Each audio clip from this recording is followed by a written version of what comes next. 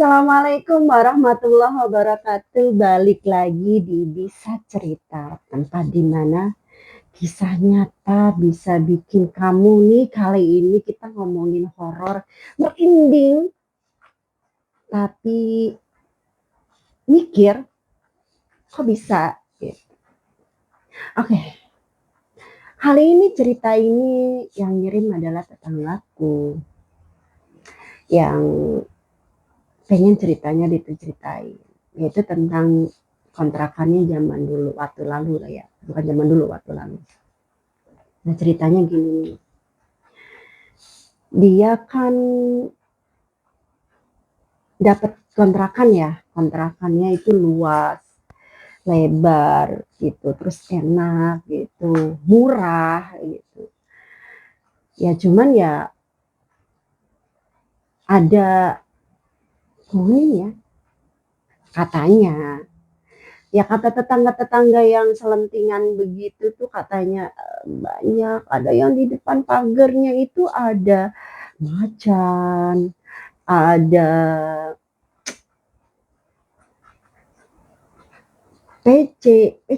pocong dan sebagainya ya. Maksudnya pokoknya intinya banyak penghuni-penghuni yang ada di situ gitu. Terus apa tetangga aku itu bakalan takut? Enggak, dia tetap ngontrak di situ. Karena memang murah banget. Di tempat-tempat lain itu harganya jauh 2 kali lipat. Dia nggak sanggup karena kondisinya pada saat itu suaminya lagi nggak kerja, di PHK. Terus anaknya ada 2 yang dia harus ngurusin. Mau dari mana dia? Mau numpang lagi sama orang tua? Atau mau numpang sama saudara? Ya nyaman kali, dia pengen tinggal sendiri. Nah udahlah tuh, dicobalah tuh dia ngontrak. Nah kontrakannya nyaman kok kalau dilihat-lihat, lebar, bekas konveksi katanya. Tapi lo enak lah. Cuman kelemahannya aja itu sering banjir aja ya, daerah Ciledug lah sana, Ciledug Jakarta Barat ya. Apa ya? Tangerang, sorry, Tangerang. Nah,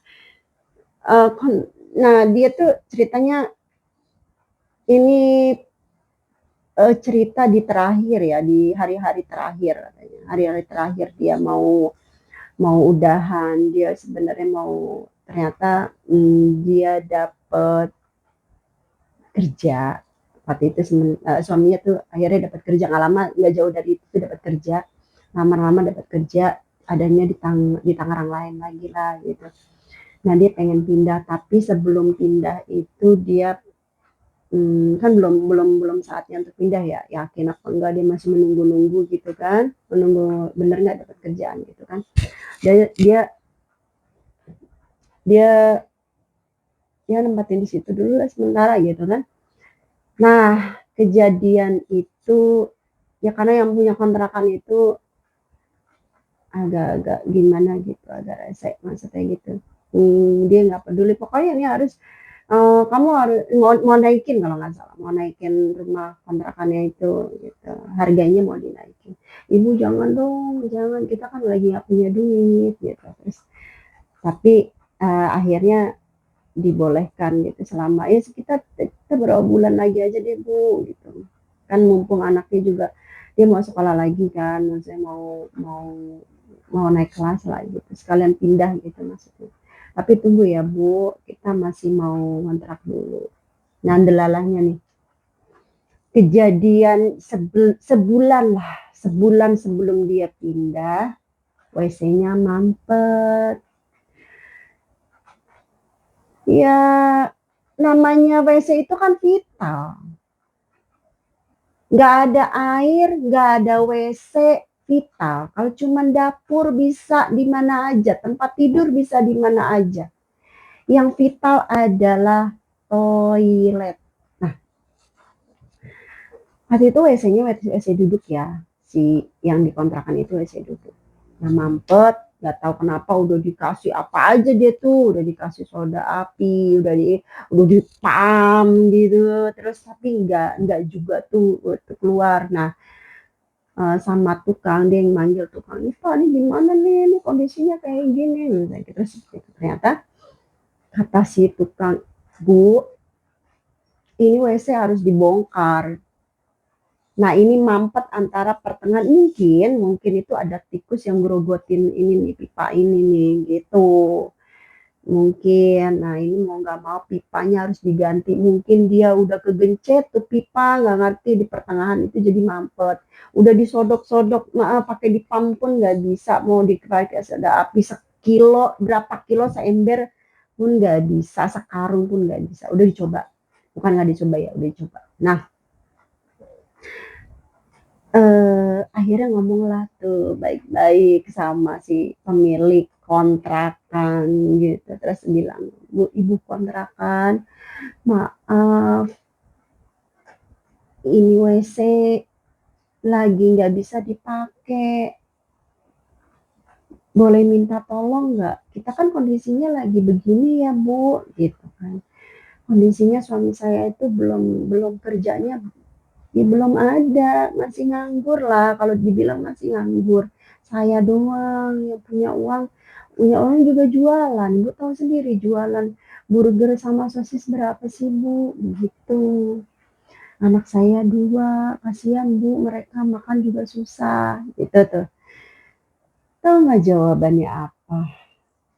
"Ya udah, kan kamu yang nempatin, kamu yang benerin dong," digituin. Terus akhirnya diginiin tuh sama si tetangga aku, "Ibu, itu rumah kan rumah Ibu. Andai saya kan tinggal sebulan lagi ya Bu, saya kan udah bilang mau pindah.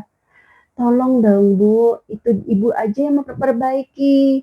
Kecuali kalau ini rumah saya akan perbaiki, ini bukan rumah saya. Ibu minta tolong dong Bu perbaikin," gitu.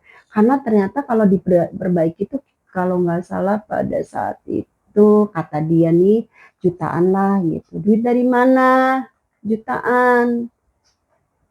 Nah, kontrakan itu nggak nyampe 500.000 pada saat itu katanya. Nah, kesel lah tuh, tetangga aku tuh kesel, dia merasa kecewa. Pemilik kontrakan itu bukan siapa-siapa, teman yang udah dianggap keluarga. Jadi kecewa dong. Nah, terus akhirnya dia nangis tuh, karena dia nggak mau. Ya kan logika aja, kalau WC itu yang benerin tetangga aku, kecuali itu WC itu bisa dibobol, diangkat, dibawa, nanti pipanya itu dibongkar lagi, dibawa ke tempat yang baru sih nggak masalah. Kalau memang itu memang bentuk si WC itu berlian atau apalah emas, mungkin mendingan dibawa, nggak masalah dipasang pun sama dia. Biasa aja kan, nanti WC itu juga akan ditinggal untuk si pemilik rumah, nanti supaya dipakai lagi sama yang ngontrak baru, gitu maksudnya.